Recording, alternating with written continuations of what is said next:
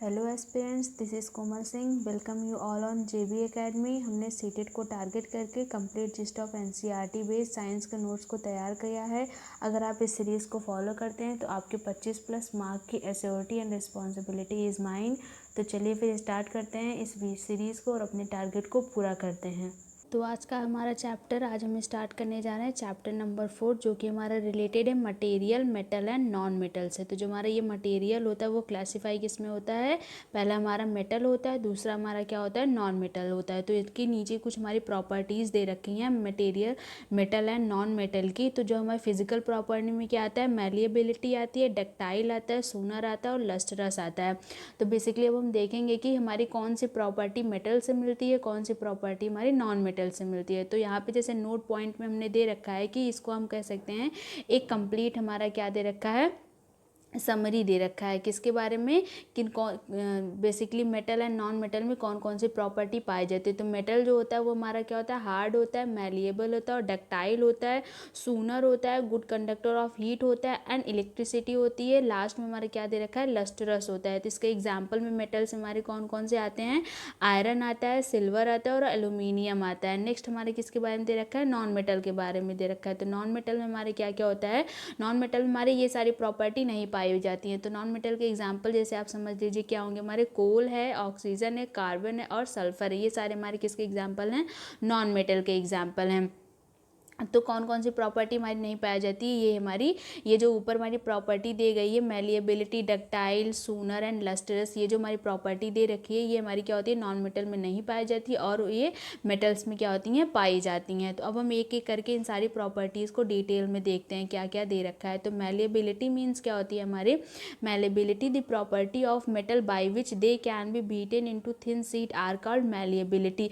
Malleability क्या होती है कि इसकी प्रॉपर्टी वो मेटल की होती है जो कि हम इसको बीट करें तो ये हमारी एक पतली सी थिन में क्या होती है? कन्वर्ट हो जाती है, थिन शीट में कन्वर्ट हो जाती है। इसके एग्जाम्पल यहाँ से आप एग्जाम्पल से अच्छे से समझ पाएंगे किस तरीके से इसकी मैलिएबिलिटी की प्रॉपर्टी होती है। जैसे हमारा ये आयरन नेल होता है और एल्यूमिनियम नेल होता है, इसको हम बीट करके क्या बना देते हैं? एक वायर में चेंज कर देते हैं। वायर में चेंज कैसे होगा? क्योंकि इसमें इसको बीट करने पर यह क्या होता है? थिन शीट के फॉर्म में चेंज हो जाती है, इसलिए हम इसको वायर में चेंज कर सकते हैं। और जैसे हमने सुना होगा सिल्वर फॉयल के बारे में, जिसको हम किस में यूज़ करते हैं? डेकोरेशन ऑफ स्वीट्स में हम यूज़ करते हैं। स्वीट को डेकोरेट करने में यूज़ करते हैं। किसका यूज़ करते हैं? सिल्वर फॉयल को क्या करते हैं? यूज़ करते हैं। तो हमारी सिल्वर भी क्या होती है? मेटल होती है और इसमें भी क्या होती है? मैलिएबिलिटी की प्रॉपर्टी पाई जाती है। नेक्स्ट हमारा एग्जाम्पल क्या दे रखा है? एल्यूमिनियम फॉयल की। एल्यूमिनियम फॉयल क्या होता है? बेसिकली जिसमें हम फूड को रैप करते हैं गर्म रखने के लिए। तो एल्यूमिनियम फॉयल भी किस तरीके से बनाया जाता है? ये भी बीट करके हमारा थिन शीट में कन्वर्ट हो जाता है और ये भी हमारा क्या है? एक मेटल है। तो बेसिकली यहाँ पे 3 एग्जांपल दे रखे हैं जिसमें हमारी मैलिएबिलिटी प्रॉपर्टी पाई जाती है, आयरन, सिल्वर और एल्यूमिनियम। और मैलिएबिलिटी क्या होती है? जिसको हम बीट करके थिन शीट में कन्वर्ट कर दे, वो मेटल की प्रॉपर्टी हमारी मैलिएबिलिटी होती है। नेक्स्ट हमारा क्या दे रखा है? डक्टाइलिटी के बारे में दे रखा है। डक्टाइलिटी क्या होती है? The property of metal by which it can be drawn into wire is called the ductility. वो प्रॉपर्टी होती है हमारी मेटल की जिसमें हम क्या करते हैं? उस मेटल को किस में कन्वर्ट कर सके? एक वायर के फॉर्म में कन्वर्ट कर सके, वो हमारी क्या होती है? डक्टाइलिटी की प्रॉपर्टी होती है। और ये प्रॉपर्टी हमारी किस में पाई जाती है? आयरन, नेल और एल्यूमिनियम में पाई जाती है। हमने देखा होगा कि हमने क्या करते हैं? एल्यूमिनियम की हमारी वायर बनाई जाती है। आयरन की देखे होंगे, आयरन की हमारी बहुत बड़ी सी वायर बनाई जाती है। नेक्स्ट हमारी प्रॉपर्टी क्या दे रखी है? मेटल से रिलेटेड सूनर दे रखी है। तो सूनर क्या होता है? Metal produce ringing sound, they are said to be sonorous कहलाती है। तो इसकी प्रॉपर्टी ये होती है कि वो मेटल जो हमारे साउंड प्रोड्यूस करते हैं जब उनको हम बीट करते हैं या फिर जब वो एक दूसरे से टकराते हैं तो उनसे क्या होती है? साउंड निकलती है। और जिन भी मेटल्स के अंदर साउंड निकलती है वो हमारी क्या आती है? सूनर कहलाती है। तो ये भी प्रॉपर्टी हमारी मेटल से मिलती है। और इसमें भी एग्जांपल हमारा क्या देखा? आयरन बेल देखा है, मेटलिक कॉइन देखा है। जैसे देखा अपने सिल्वर कॉइन को भी, जब सिल्वर कॉइन एक दूसरे से टकराते हैं तो वो क्या करते हैं? साउंड प्रोड्यूस करते हैं। और आयरन की घंटी, हमने लोहे की घंटी देखी होगी, वो भी जो है टकराते हैं तो टन टन की उसमें से आवाज़ आती है। तो ये प्रॉपर्टी हमारी क्या होती है? सूनर कहलाती है। अब ये एक हमारा एक्सेप्शन है कि हमारी ये जो मरकरी होती है इसमें जो होती है बोथ क्या होता है? Metallic and non metallic character होता है। इसको हम मेटलिक भी कहते हैं और नॉन मेटलिक। कुछ कैरेक्टर इसके मेटलिक से मिलते हैं और कुछ कैरेक्टर हमारे नॉन मेटलिक से मिलते हैं। ये हमारा एक एडिशनल नॉलेज की तरीके से था। नेक्स्ट हमारा क्या दे रखा है? Chemical property related to metal और नॉन मेटल। अच्छा, ये हमारी क्या होती है? ये तीनों प्रॉपर्टी जो दे रखी हैं कि ये हमारा क्या होता है, सबसे पहले हमारा मैलिएबिलिटी, डक्टाइलिटी, सूनर और ये लस्ट्रस, ये हमारी प्रॉपर्टी मेटल्स में ही पाई जाती हैं, और ये प्रॉपर्टी मेटल्स में ही हमारी पाई जाती हैं। बेसिकली नॉन मेटल्स में ये सारी प्रॉपर्टी नहीं पाई जाती हैं। नेक्स्ट हमारा पॉइंट क्या दे रखा है, इनके कुछ केमिकल प्रॉपर्टी दे रखी हैं, वो हमारी किससे रिलेटेड थी, फिजिकल प्रॉपर्टी से रिलेटेड थी। अब हम केमिकल प्रॉपर्टी देख लेंगे। तो मेटल्स क्या होते हैं, वो बेसिकली क्या होते हैं, हमारे बेसिक होते हैं, और नॉन मेटल्स क्या होते हैं, वो हमारे एसिड की तरह काम करते हैं। तो मेटल का हम देखेंगे रिएक्शन किस तरीके से करते हैं। तो मेटल का रिएक्शन पहले हम ऑक्सीजन के साथ देखेंगे, ये ऑक्सीजन के साथ कैसे रिएक्ट करती है। तो जैसा कि आपने कभी ना कभी सुना ही होगा, रस्टिंग ऑफ आयरन के बारे में सुना होगा। ये क्या होता है यहाँ पे कि आयरन जो होती है वो ऑक्सीजन से और वाटर से रिएक्ट करके क्या देती है, हमारा Fe2O3 + H2 देती है, जिससे हमारा क्या होता है, रस्टिंग ऑफ आयरन कहलाता है। अब मैग्नीशियम का जो है हम देखेंगे किसके साथ रिएक्शन, एयर के साथ रिएक्शन। तो हमारा एयर के साथ रिएक्ट करके मैग्नीशियम क्या बनाता है, MgO बनाता है, मैग्नीशियम ऑक्साइड बनाता है। और जो ये हमारे ये बनते हैं, ये हमारा प्रोडक्ट जो बना है फेरस ऑक्साइड और ये मैग्नीशियम ऑक्साइड, क्या होता है, जब इसको हम वाटर के साथ मिक्स कर देते हैं, तो अगर हम इसको टेस्ट करेंगे, किससे, हम लिटमस पेपर से टेस्ट करते हैं, तो ये क्या करता है, रेड लिटमस को ब्लू में कन्वर्ट कर देता है। और जब भी हमारा लिटमस पेपर रेड से ब्लू कन्वर्ट होता है, तो इसका मतलब है ये क्या हो जाता है, बेस हो जाता है। और ये दोनों ही प्रॉपर्टी हमारी क्या बना देती है, जब हम वाटर के साथ रिएक्ट करते हैं, तो ये फेरस ऑक्साइड बना देता है और ये मैग्नीशियम हाइड्रोक्साइड बना देता है। अब हम नेक्स्ट हमारा क्या दे रखा है, कॉपर की प्रॉपर्टी। कॉपर किस तरीके से रिएक्ट करती है एयर के साथ।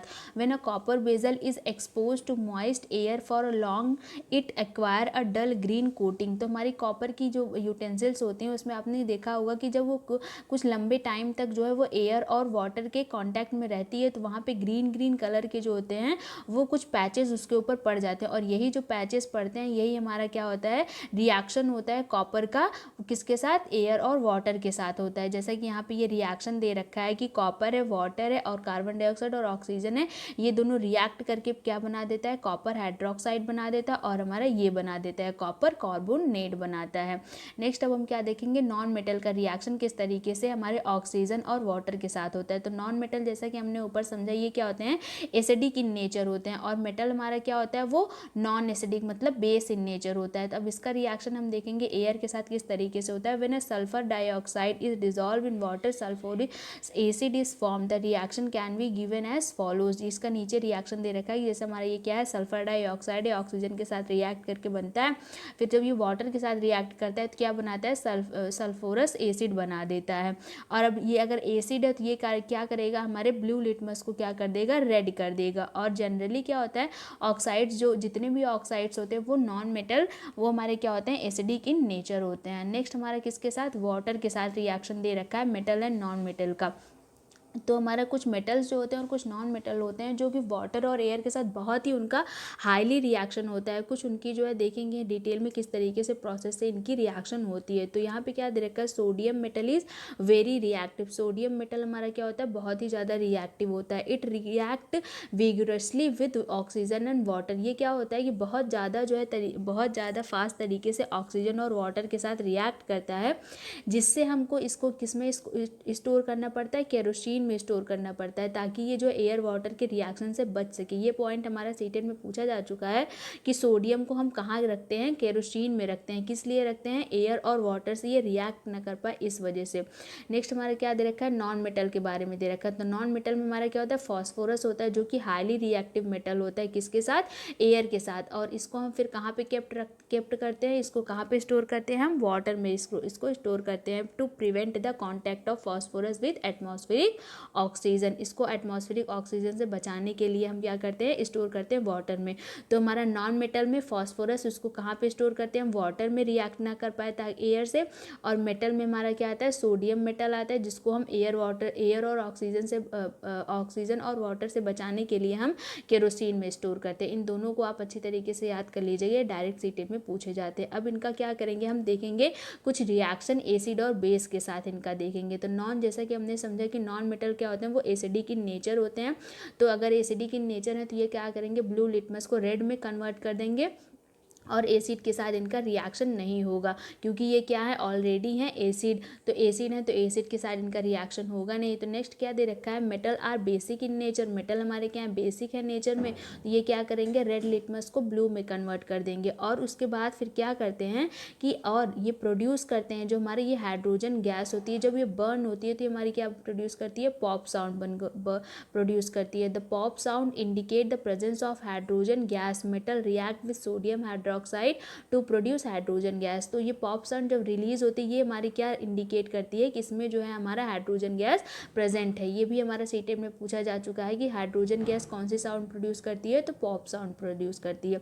यहाँ पे नीचे हमारी कुछ डिस्प्लेसमेंट रिएक्शन दे गई हैं, तो इसको हम आगे चल के समझते हैं। तो हमारा क्या दे रखा है, फर्स्ट पॉइंट में हमारा क्या है, कॉपर सल्फेट। कॉपर सल्फेट का रिएक्शन जिंक ग्रैन्यूल के साथ करेंगे तो क्या होता है, हमारा जिंक जो होता है वो कॉपर को डिस्प्लेस कर देता है, क्योंकि जिंक जो होता है वो हमारा हाईली रिएक्टिव होता है, किससे, कॉपर से। इसलिए ये क्या करता है, जिंक को डिस्प्लेस करके उसकी जगह पे लेके ये क्या बना देता है, जिंक सल्फेट बना देता है और कॉपर को ऐसे रिलीज कर देता है। नेक्स्ट में हमारा क्या दे रखा है, कॉपर सल्फेट का रिएक्शन दे रखा है आयरन नेल के साथ। यहाँ पे भी वही केस होता है कि हमारी जो आयरन होती है वो क्या होती है, हाईली रिएक्टिव होती है कॉपर के साथ। इस वजह से क्या होती है, आयरन रिप्लेस कर देती है कॉपर को, और कॉपर की जगह पे आके वो क्या हो जाती है, रिएक्शन कर लेती है सल्फेट से, और क्या बना देती है, कॉपर क्या बना देती है, हमारा आयरन सल्फेट बना देती है, और कॉपर को क्या कर देती है, डिस्प्लेस कर देती है। नेक्स्ट हमारा क्या दे रखा है, जिंक सल्फेट का रिएक्शन दे रखा है कॉपर के साथ।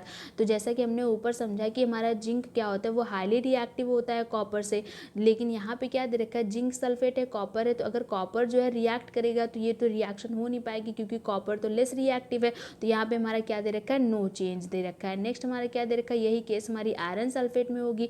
तो आयरन भी होता है हमारा कॉपर से हाईली रिएक्टिव होता है, तो कॉपर तो लेस रिएक्टिव है, लेस रिएक्टिव होने की वजह से ये इसको आयरन को यहाँ से डिस्प्लेस नहीं कर पाता है, और हमारे केमिकल में क्या होती है, नो चेंज हो जाती है। नेक्स्ट हमारा क्या दे रखा है, जिंक सल्फेट और आयरन नेल का रिएक्शन दे रखा है।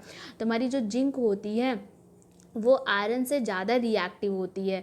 जैसा कि ऊपर हमने देखा कि यहाँ पे हम इन टर्म ऑफ कॉपर देख रहे थे आयरन और कॉपर जिंक को, लेकिन यहाँ पे जब हम जिंक और आयरन को एक साथ मिला दे रहे हैं तो हमारी जो जिंक होती है वो आयरन से ज़्यादा रिएक्टिव होती है, और हमारा लेस रिएक्टिव होता है आयरन। तो इस यहाँ पे भी हमारी क्या होती है, नो चेंज हो जाती है रिएक्शन, क्योंकि आयरन जो होता है वो लेस रिएक्टिव होता है जिंक से, तो जिंक को डिस्प्लेस नहीं कर पाते, जिससे हमारी कोई रिएक्शन यहाँ पे फॉर्म नहीं होती है। जैसे कि यहाँ पे दे भी रखा है, is more reactive than copper and iron, a more reactive metal can replace a less reactive metal, but a less reactive one cannot place a more reactive metal। तो यहाँ पे दे रखा है कि जो हमारी क्या होंगी, लेस रिएक्टिव होती हैं वो हमारी क्या करती हैं, रिप्लेस नहीं कर पाती हैं, बल्कि हमारा जो ये मोर रिएक्टिव होगा वो हमारी क्या कर लेती है, रिप्लेस कर पाती है किसी भी रिएक्शन में।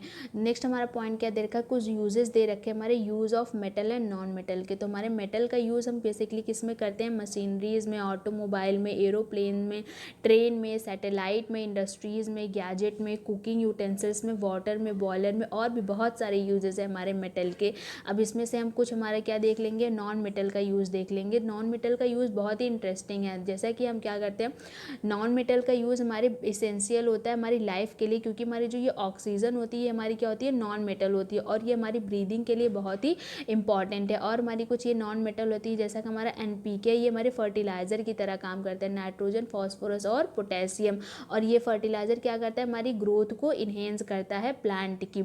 नेक्स्ट हम नॉन मेटल में हमारा क्या आता है, क्लोरीन आता है। क्लोरीन का यूटिलाइजेशन हम क्या करते हैं, वाटर प्यूरिफिकेशन में करते हैं। तो हुआ ना एक मैजिक की तरह, ये हमारे नॉन मेटल का रिएक्शन और नॉन मेटल का यूज़। नेक्स्ट हमारा क्या दे रखा है नॉन मेटल में, कि applied on wound and antiseptic iodine. Iodine भी हमारा क्या है, एक नॉन मेटल है, और ये किस कलर का होता है, पर्पल कलर का होता है, ये पर्पल कलर का होता है। तो ये हमारा क्या होता है, ये भी हमारा एक नॉन मेटल है, जिसका यूज़ हम क्या करते हैं, एंटीसेप्टिक की तरीके से करते हैं। और हमारा एक नॉन मेटल है जो कि हमारा है सल्फर, इसका यूज़ हम क्या करते हैं, क्रैकर्स में करते हैं, पटाखे बनाने में करते हैं, जो कि हमें क्या करती है, एक यूज साउंड क्रिएट करती है। तो आपने यहाँ पे कुछ यूजेस दिए हैं यहाँ पे मेटल एंड नॉन मेटल के, जिसमें ये हमारा ये जो नॉन मेटल का यूज़ दे रखा है, ये एक एक पॉइंट करके, मान लीजिए इस साल ये पूछ लिया तो अगले साल इसके बारे में पूछ लेता है, तो नेक्स्ट ईयर इसके बारे में पूछ लेता है, नेक्स्ट ईयर इसके बारे में, मतलब कोई ना कोई क्वेश्चन यहाँ से एक ना एक क्वेश्चन जरूर आते हैं। और जितने भी पॉइंट हमने यहाँ पे कराए हैं metal material, metal and non metal से, ये हमारे सारे पॉइंट एज सच सीटेट में पूछे जा चुके हैं। इन सभी पॉइंट्स को आप अच्छे से इनकलकेट कर लीजिएगा और अच्छी तरीके से तैयार कर लीजिएगा। नेक्स्ट हमारा चैप्टर क्या है, कोल और पेट्रोलियम से रिलेटेड, इनको हम नेक्स्ट वीडियो में डिस्कस करेंगे। तो आज के लिए बस इतना ही। अगर आपको वीडियो पसंद आई हो तो आप लाइक, शेयर एंड सब्सक्राइब कर दीजिएगा और सब्सक्राइब करने के बाद बेल आइकन को भी प्रेस कर दीजिएगा ताकि आपको फर्दर नोटिस और अपडेट के बारे में पता चलता है। और अपने डाउट्स को भी क्या कीजिएगा, कमेंट बॉक्स में पूछ लीजिएगा। Thank you so much, keep on learning.